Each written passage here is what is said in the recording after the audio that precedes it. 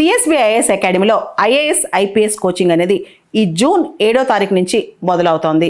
ఎవరైనా సరే అడ్మిషన్ కోసం ఈ ఫోన్ నెంబర్ని కాంటాక్ట్ చేయొచ్చు. అంతర్జాతీయంగా చమురు ధరలు విపరీతంగా పెరిగిపోతున్నాయి. ఈ తరుణంలో కేంద్ర ప్రభుత్వం ఒక కీలక నిర్ణయం తీసుకుంది. ఢిల్లీలో ప్రభుత్వ ఉద్యోగుల కోసం ప్రత్యేక రవాణా ప్రణాళికను సిద్ధం చేసింది కేంద్ర ప్రభుత్వం. ప్రభుత్వ క్వార్టర్స్ ఎవరైతే గవర్నమెంట్ క్వార్టర్స్ లో ఉంటారో అక్కడి నుంచి ఆఫీస్కి వెళ్తుంటారో వాళ్ళందరికీ కూడా మెట్రో స్టేషన్ల మీదుగా ప్రత్యేకమైన బస్సులు ఏర్పాటు చేసింది. అంటే సొంత వెహికల్స్, కార్లు, వాళ్ళ యొక్క బైక్స్, మోటార్ సైకిల్స్ కాకుండా పబ్లిక్ ట్రాన్స్పోర్ట్ ఏర్పాటు చేసింది అనమాట.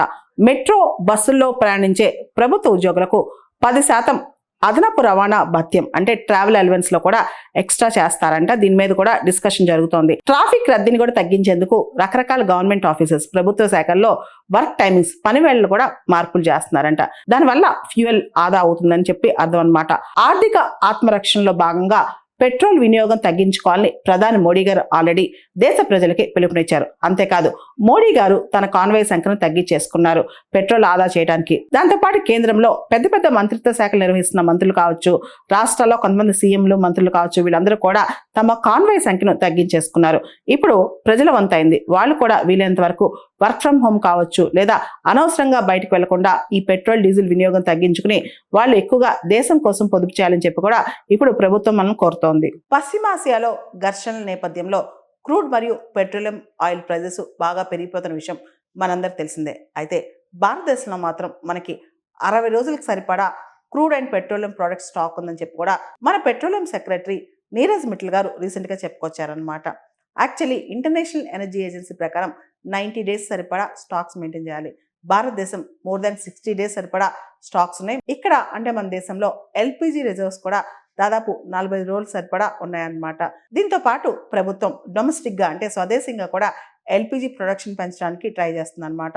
ఇంత ముందు వరకు కూడా మనం 30,000 టన్స్ ఆఫ్ ఎల్పిజి ప్రొడ్యూస్ చేసేవాళ్ళం.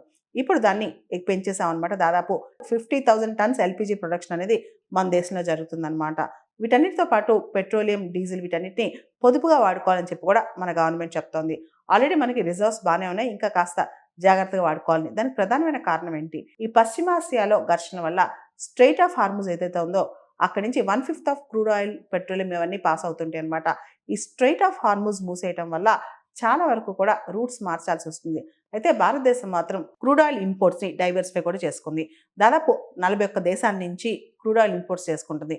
ఎప్పుడైతే పశ్చిమాసియాలో యుద్ధం మొదలైందో అప్పుడు భారతదేశం కూడా తన ఆయిల్ ఇంపోర్ట్స్ ని డైవర్సిఫై చేసుకుంటుంది. ఆల్రెడీ దిగుమతి చేసుకుంటున్న రకరకాల దేశాల నుంచి ఇంకా ఎక్కువగా ఈ క్రూడ్ ఆయిల్ కానీ ఇవన్నీ దిగుమతి చేసుకుంటుంది అండ్ డైవర్సిఫై కూడా చేసుకుంది అనమాట. దాంతోపాటు ప్రత్యేకంగా ప్రభుత్వం ఇప్పుడు సముద్ర మంథన్ ప్రాజెక్ట్ మీద ఎక్కువ ఎంఫసిస్ చేస్తుంది అనమాట.